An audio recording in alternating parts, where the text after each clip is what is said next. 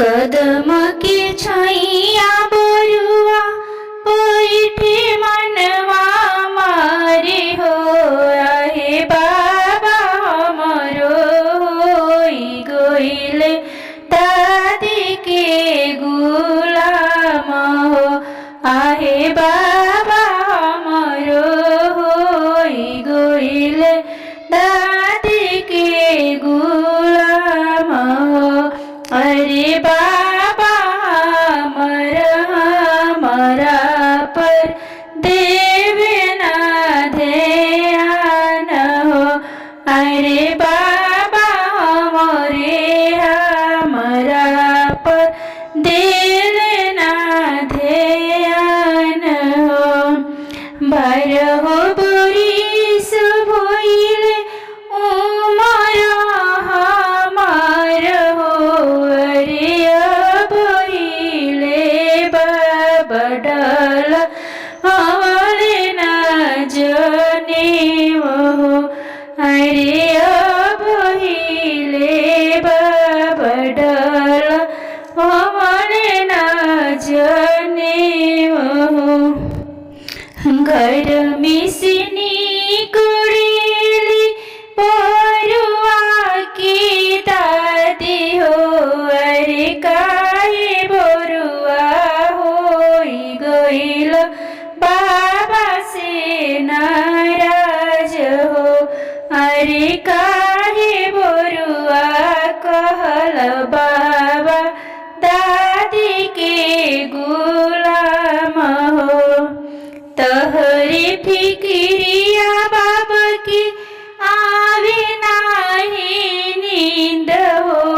अरे उसकी लगनिया बबडल वाई है जने हो।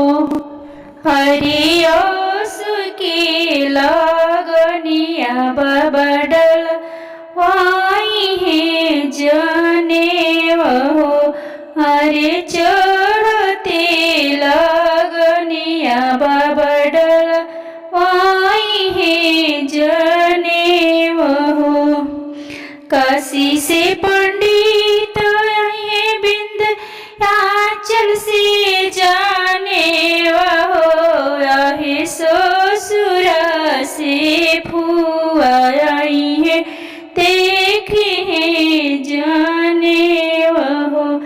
अरे ससुर से फुआ आई है देखे हैं जाने हो।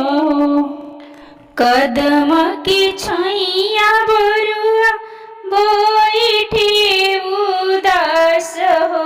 अरे बहिले पाप हमर डल वाले न जने हो।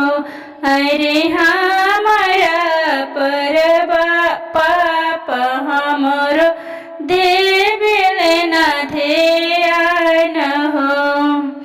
बरहो बरिस भइले उमर हमार हो।